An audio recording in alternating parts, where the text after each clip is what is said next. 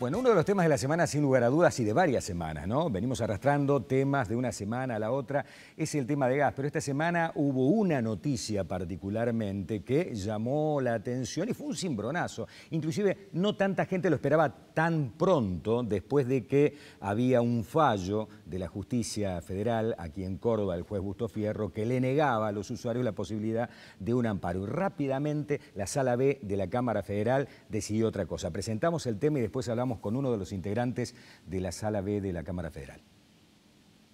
El centro informó hoy que cumplirá con lo dispuesto por la Cámara Federal de Apelaciones.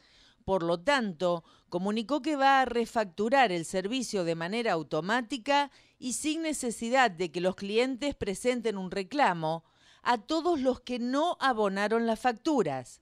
En el caso de los clientes que ya abonaron con aumento, deberán esperar la decisión de la justicia y que se determine el procedimiento para la devolución. En ese sentido, el vocal del ERCEP, Walter Escabino, dijo que es ilegal y arbitraria la decisión de Ecogas respecto a quienes ya pagaron la factura.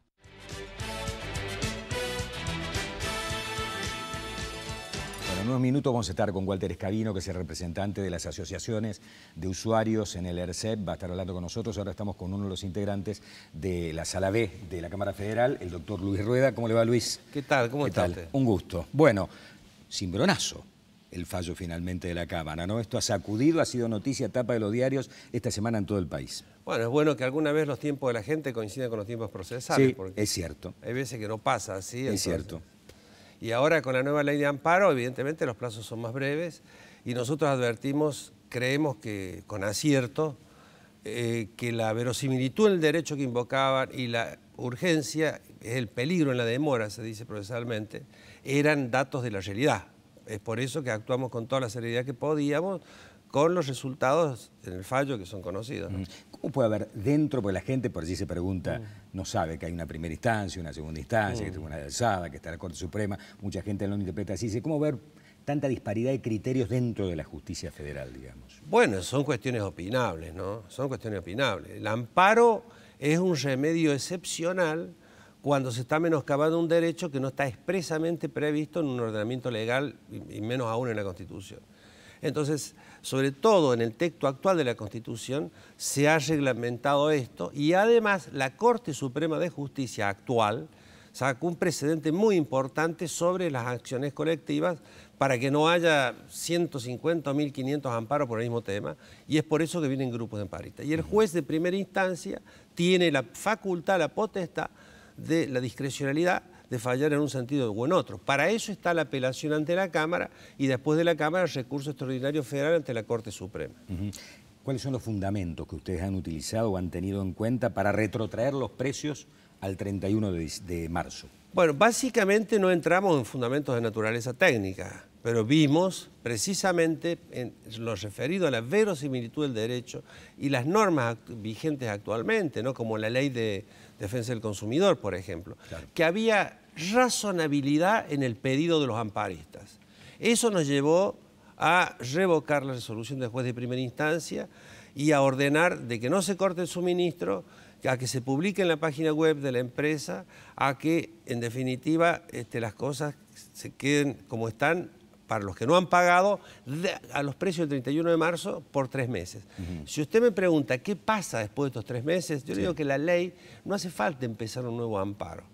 Se puede ampliar esta cautelar por 6 meses más, pero es bueno, es dable suponer de que el juez, a la que se llama cuestión de fondo, es el juicio propiamente dicho que tiene abajo, la cuestión de fondo, ¿no es cierto? ¿Cuál es a ver, para que la gente entienda, qué significa la cuestión de fondo? La cuestión de fondo es, en definitiva, el hecho, si debo o no aumentar el gas y cuánto debo aumentar el gas. Claro, y que ya se puede explayar sobre aspectos que nosotros no podemos hacerlo en una cautelar. La cuestión de fondo es un juicio como cualquier otro, digámoslo así, donde se van a discutir inclusive las facultades que tiene el Poder Ejecutivo Nacional para dictar ese tipo de medidas, ¿no es cierto? Bien, vamos a ver cómo termina esto, porque usted decía recién, a todas aquellas personas que no hayan pagado se retrotrae y se debe refacturar a los montos o a las facturaciones al 31 de marzo. Pero hay un montón de gente que pagó, muchísima gente ya había pagado, y el criterio de la empresa, la interpretación que hace del fallo es que, bueno, yo ahora esta plata la retengo, me la guardo hasta ver cuál es la cuestión de fondo, ¿no? ¿Qué resuelve la Corte con respecto al tema? ¿Ustedes coinciden con esto o no? Mire, eso no está planteado en el amparo del caso Busto Fierro. Lo que expresamente, ¿no? Ahora, el juez de Río Cuarto, por ejemplo, el doctor Carlos Ochoa. Resolvió en una forma muy interesante. También está recurrido ese fallo. Y dice, señores de la empresa, bonifiquen lo que se ha pagado en las próximas tarifas, ¿no? Que puede ser una solución a esto, pero no me quiero adelantar en algo que tal vez tenga que resolver yo mismo, ¿no? Claro, es posible que haya un cambio, que la Corte dentro de 3 meses, o cuando lo haga, resuelva de que la gente, que está bien lo que había hecho el gobierno, que tiene que pagar. Toda aquella gente que no pagó, va a tener que pagar de alguna manera. Y si hoy había gente que tenía que sacar un crédito personal para pagar, porque me ha tocado en la radio hablar con oyentes que me decían, me vino 15.000 pesos de gas, tengo una familia numerosa, tengo 5 calefactores y tuve que sacar un crédito personal para pagar un servicio. Que digo, estamos en el horno, ¿no? Si tengo que endeudarme para pagar un servicio, estamos complicados. ¿Es posible que después la gente tenga que volver a pagar y de qué manera? No. Yo no sé si es posible que vuelva a pagar o no. Lo que es perfectamente posible es que la Corte en breve se pronuncie sobre la constitucionalidad de la medida que se adoptó. Es decir, la Corte acá pueden pasar 2 cosas.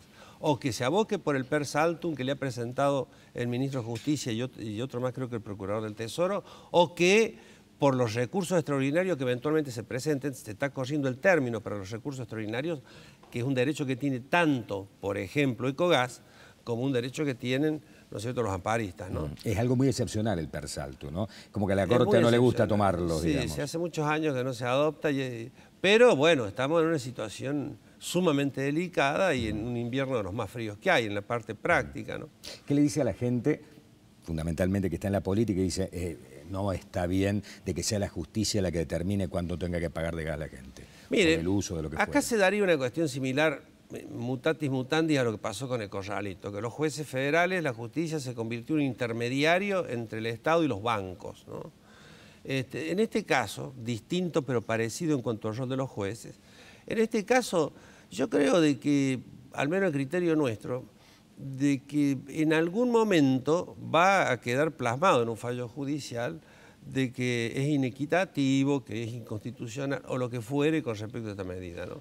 Ahora, yo no puedo dar un consejo a la gente más allá de lo que ha escrito en el fallo ¿no? Porque Bien. además vamos a entender nuevamente en apelación sobre lo que resuelve en el fondo el doctor Busto Fierro o el juez que corresponda. Está claro. Doctor Rueda, muchas gracias por haber estado Gracias con nosotros. a usted. Ha sido un gusto, gracias por su presencia. Nos vamos aquí a la barra, lo tenemos a Walter Escabino, que es el representante de las asociaciones de usuarios en el ERCEP. Bueno, lo venían peleando, hacía poco tiempo había estado en el programa, creo que con Horacio Disqueira habían estado, que era uno de los abogados que habían presentado el amparo. E inclusive recuerdo que hice mucho hincapié en el no cumplimiento de la audiencia pública y el no respetar el derecho a información del usuario, que es en lo que se están basando todos estos fallos, ¿no? Es como que se comió el tema de la audiencia pública, quien tomó la determinación y claramente está expresado en la ley de que debe llamarse una audiencia pública. Porque no es un... Por más que después no es vinculante. Porque nosotros nos enojamos con ustedes en el ERCEP cuando las audiencias públicas se andan a las 10 de la mañana y a 200 kilómetros de distancia, ¿no? Sí, para, y esa después no es motivación. vinculante. Ese es un problema y además es una lástima que muchas veces se desaprovechen las audiencias públicas, porque es un instrumento democrático que ahí permite presentar cada una de las partes su justificación de por qué razón. Y esto no se pasó por alto porque no se dieron cuenta. Allí el ministro tendría que haber determinado por qué razones compró el gas al valor que lo compró, 128% más caro que a Bolivia, por qué contrató de manera directa. Bueno, razones por las cuales creo que lo han imputado hoy. Efectivamente. Efectivamente. ¿Está de acuerdo usted con el tema de la forma en que Ecogas resuelve el tema de decir, está bien, a los que no pagaron le vamos a refacturar y a los que pagaron, esa platita queda en casa hasta que veamos? No. Nosotros estamos planteando objeciones en el sentido en que el fallo... Esa platita que no es una platita, es mucho dinero. Sí. El fallo ordena a refacturar el servicio, ¿qué se entiende por el servicio? El universo total de usuarios. Entonces no estamos de acuerdo que se les refacture únicamente a los que falta de pagar. Se le debe refacturar a todos, porque si no seguimos violando el derecho a información. Si usted pagó a través de un débito automático o por cualquier canal de pago normalmente autorizado, tiene el derecho a saber cuánto le hubiera correspondido abonar. Y de eso le va a permitir saber cuál es el saldo que le queda a favor. Si no, estamos violando el derecho a la información y estamos violando este principio de equidad entre los usuarios. Porque ¿van a hacer una nueva presentación con respecto a ese tema? No, nosotros hemos hecho una presentación a través de la Unión de Usuarios y Consumidores a nivel nacional en el ENARGAS. Para que el ENARGAS, que es el ente regulador que debería estar actuando en esto, porque así lo dice su propia ley de creación y establece sus funciones, debería estar actuando y protegiendo al más débil, en este caso que es el usuario. Y le hemos pedido que saque una resolución instruyendo a la distribuidora de qué manera se aplica cada uno de los puntos de este fallo. Y le digo más, le hemos pedido que en la facturación, en la refacturación, establezca una leyenda clara y visible en donde diga refacturado conforme resolución judicial, Cámara de Apelación. Me recuerda a lo otro, ¿no? A la otra que venía, la otra leyenda que venía. Pero hay que pensar en el usuario que va a tener 3 boletas, no sabe cuál pagar. Hay mucha gente que... Para que quede claro, desde el punto de vista práctico, además, lo que le van a refacturar es más o menos la cuarta parte de lo que tenía que pagar, ¿no? Sí, lo más importante es esto, que le pedimos también, en función del derecho de información, que junto con la factura o en la factura establezca con claridad cuál es el saldo a favor que le ha quedado al usuario. Y que determine de qué manera se aplica ese saldo, porque para nosotros, en función de lo que establece la Ley de Defensa del Consumidor, no se pueden apropiar ellos de un dinero que no corresponde. El fallo es claro, anula todas las resoluciones que llevaron ese aumento. Toda la facturación anterior es inválida. Por lo tanto, si a mí me retienen el cobro de eso, están violando la Ley de Defensa del Consumidor y se van a ver obligados después, ante las demandas, amparándose en esta ley, a devolverle no solo lo que les retienen, sino un 25% más. ¿Qué le recomienda a la gente? A ver, a la gente que no ha pagado le va a llegar la refacturación y va a tener que pagar luego con la refacturación. Y quiero insistir con esto. En promedio sería cerca del 25% de lo que habían pagado, ¿no? Sí. Nosotros lo que puntualmente les recomendamos es que se presenten y exijan la refacturación, porque el fallo dice se debe refacturar el servicio. En caso que no te llegue, digamos, si no espero que me llegue la refacturación o no. Esto habla de la universalidad. Entonces a todos, pagaron o no pagaron, se le debe emitir la factura. No le va a llegar a los que pagaron seguramente, ellos tienen que ir a reclamarlo en la empresa Ecogas. De acuerdo a su criterio. Si el ente regulador de gas estuviese a la altura de las circunstancias, debería dictar esta resolución que le estamos pidiendo. El ente siempre defiende a las empresas y nunca defiende a los usuarios. Pero esto de la época de Jacob Balcells, las veces que he discutido en televisión con el señor Jacob Balcells, me he cansado de discutir con él. Digo, ¿pero usted quién defiende? ¿A la empresa o defiende a los usuarios? Por eso es bueno cuando uno habla, plantear desde dónde lo habla y qué intereses defiende. En mi caso, yo estoy sentado acá porque usted, el señor juez, quien limpia aquí, todos me pagan el sueldo. Y yo tengo que responder a esa gente. Pero en el caso del ENARGAS, los señores que están como interventores en el ENARGAS vienen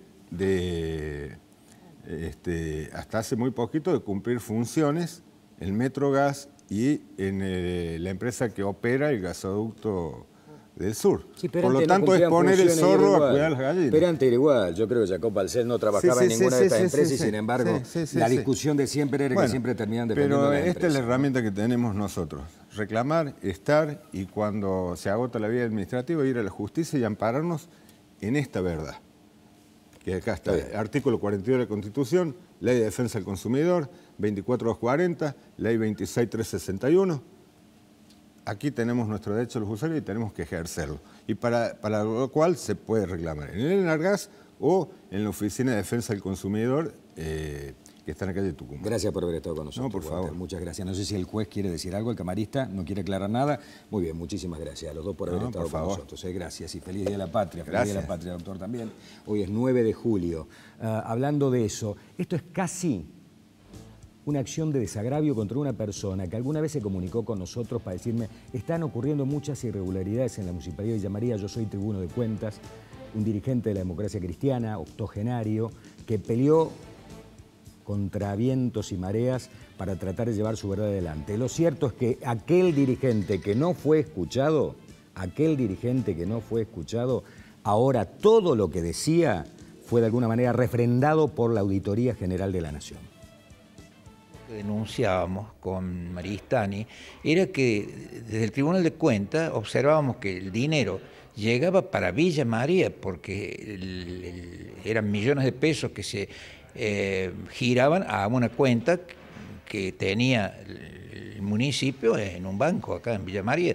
Tiene varias cuentas, ¿no? Hay varios bancos también, Banco Nación, Banco Córdoba. Y apenas llegaba, aparecía una orden de pago para girar ese importe al ENINDER. Y todo urgido, rápido, porque no se podía demorar un segundo.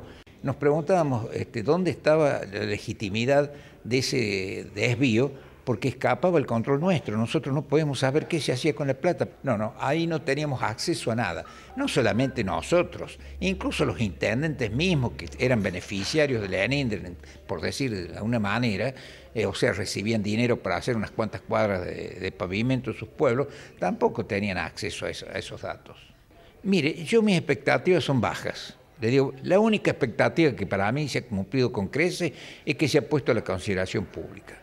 Todo esto que se dice lo vinimos diciendo durante 8 años y sí se replicó en algunos medios. Había una gran renuncia también a que se pusiera en conocimiento de la gente todas esas cosas.